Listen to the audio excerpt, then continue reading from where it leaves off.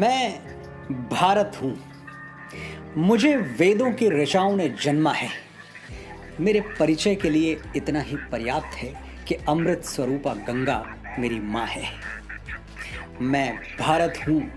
मैं ऋषियों के आश्रम में पला हूँ, युग पुरुषों की उंगली थाम के चला हूँ और संघर्षों की प्रचंड अग्नि में जला हूँ। मेरे इतिहास का पहला पन्ना तब लिखा गया था जब मनुष्य ने समय को दिन और तारीखों में बांटना नहीं सीखा था। 10,000 वर्ष पहले मेरा खाका बनना शुरू हुआ, लेकिन इतना पुराना इतिहास सिद्ध करने के लिए आज मेरे पास साक्ष्य नहीं है। लोग सवाल उठाते हैं कि सिंधु घाटी सभ्यता को तो सिर्फ 3400 साल ही हुए हैं, फिर मैं 10,000 वर्षों के इतिहास का दावा क्यों करता हूँ? मैं क्या उत्तर दूं उन इतिहासकारों को जो ईंट पत्थरों की गवाही के बिना गूंगे हो जाते हैं? 3400 साल पहले के अवशेष तो उन्हें दिखते हैं, लेकिन 5000 वर्ष पहले कुरुक्षेत्र में शस्त्र त्याग चुके अर्जुन को गीता का ज्ञान देते कृष्ण नहीं दिखाई देते। 7000 वर्ष पहले सरयू के तट पर सूर्य को अर्घ देते श्री राम नहीं दिखाई देते, और 8000 वर्ष पहले रची गई ऋग्वेद की ऋचाएं नहीं दिखाई देती। आज मानचित्र पर मेरी जो छवि है, मैं हमेशा से ऐसा नहीं था। अनेकों टुकड़ों में कटा हुआ था, जनपदों महाजनपदों में बटा हुआ था। फिर एक दिन तक्षशिला में जन्मे मेरे एक पुत्र ने अपनी शिखा खोल दी और यहीं से मेरे अखंड राष्ट्र बनने का मार्ग भी खुल गया। खंड खंड बिखरे हुए मेरे अंग एक ध्वजा तले सिमट आए। आज की भौगोलिक भाषा में कहूं तो चाणक्य और चंद्रगुप्त ने मुझे बिहार से बलूचिस्तान और कश्मीर से कंधार तक फैला दिया। मैं अपनी भुजाओं का विस्तार देखकर प्रसन्न था, लेकिन अशोक की वीरता अपने दादा चंद्रगुप्त के साम्राज्य को और आगे बढ़ाने के लिए प्रतिज्ञाबद्ध थी। अशोक ने मेरी सीमाएं तक्षशिला से ईरान तक खींच दी। मेरा विस्तार पूरे विश्व को अचंभित कर रहा था, भौगोलिक और आध्यात्मिक दोनों रूपों में।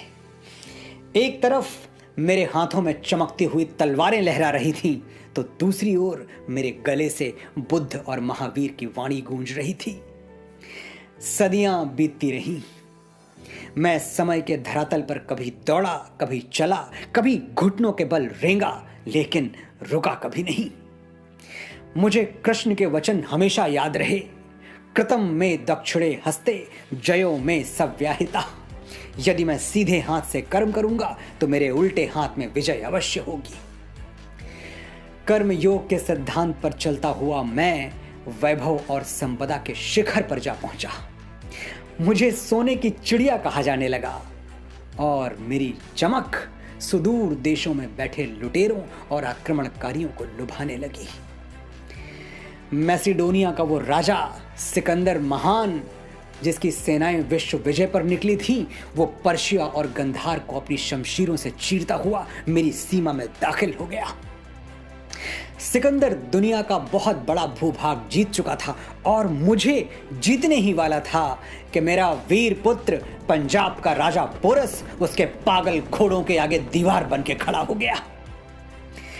यूनानी इतिहासकारों ने लिखा कि पोरस हारा, सिकंदर विजयी हुआ, लेकिन अफसोस मेरे इतिहासकारों ने कभी इस झूठ को चुनौती नहीं दी। कभी पूछा नहीं यूनानियों से कि अगर सिकंदर जीता तो फिर खाली हाथ भारत से वापस क्यों गया। सच ये है कि साम्राज्यों का भूखा वो गिद्ध मेरे बदन का एक टुकड़ा मांस भी नोच नहीं पाया। पोरस ने उसके खूनी पंजे तोड़ डाले, ऐसा हराया कि उसका आत्मविश्वास चकनाचूर हो गया और यूनान पहुंचने से पहले ही वो आदिवासियों के हमले में मारा गया। वो कहानी तो सबने सुनी कि सिकंदर ने मरते हुए कहा था, मेरे हाथ मेरी कब्र से बाहर रखे जाएं ताकि संसार को पता चले कि सिकंदर भी दुनिया से खाली हाथ गया। लेकिन किसी ने ये नहीं पूछा कि वो हाथ खाली किसने किए थे। मैंने किए थे, मेरे पोरस ने किए थे। पर सिकंदर आखिरी नहीं था। अरब, महमूद, तुर्क, तैमूर और मंगोल भी घोड़ों पे चढ़ के धूल उड़ाते हुए आए और मेरे मंदिरों का सोना चुरा ले गए, मेरे ग्रंथ जला दिए, मेरा इतिहास छिन्न भिन्न कर दिया। अनगिनत घाव लगे मेरे बदन पर, लेकिन विश्व बंधुत्व का आदर्श छाया रहा मेरे मन पर। मैं परदेसी शमशीरों की चोट खाता रहा और अतिथि देवो भव दोहराता रहा।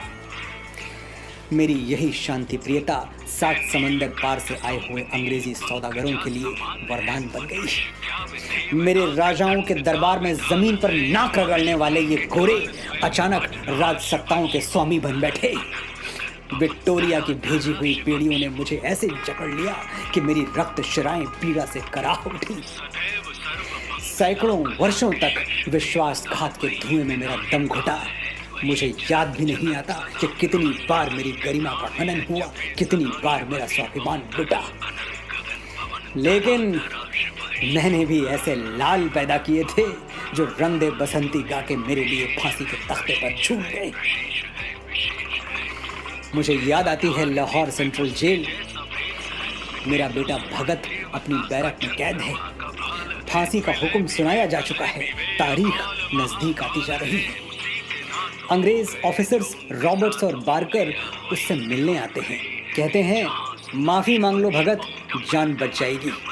चिट्ठी लिख दो ब्रिटिश सरकार को, कह दो कि तुम अपने किए पर शर्मिंदा हो और हम भूल जाएंगे कि तुमने असेंबली हॉल में बम फेंका था, सैंडर्स की हत्या की थी। भगत ने रॉबर्ट्स और बार्कर की बात मानकर अंग्रेज सरकार को चिट्ठी तो लिखी। क्या लिखा था उस चिट्ठी में? भगत ने लिखा, मैं ब्रिटिश सरकार से अपील करता हूं कि मुझे फांसी न दी जाए, क्योंकि फांसी अपराधियों को दी जाती है और मैं क्रांतिकारी हूं, भारत मां का सिपाही हूं। मुझे भरे चौराहे पर गोली मार दी जाए। ये युद्ध का विधान है कि गोली से मरने में सिपाही की शान है। बेगैरत अंग्रेज सरकार एक देशभक्त की ये जरा सी ख्वाहिश भी पूरी नहीं कर पाई। पहुंचा दिया मेरे भगत को फांसी के तख्ते तक। और भगत, मेरा भगत, उसने सोचा मुझे तो वीरगति चाहिए, गोली नहीं तो फांसी सही। भगत फांसी का फंदा ऐसी दीवानगी से चूमने लगा जैसे मेहंदी से सजे हुए अपनी दुल्हन के हाथ चूम रहा हो। ऐ दुल्हन, मैं राख बन सतलज नदी में बह गया, पूछ मत तेरी जुदाई दिल पे कैसे सह गया। है शहादत की खुशी पर जाते जाते दुख भी है, हाय आजादी तेरा घूंघट उठाना रह गया। ये था मेरा वीर बेटा भगत। और मेरी बेटी जो दुधमुहे बच्चे को पीठ पर बांधकर अंग्रेजों से जा भिड़ी और उनकी लाल वर्दियों के धागे खोल दिए, लक्ष्मीबाई। मेरा एक और बेटा अल्फ्रेड पार्क में एक पिस्तौल लिए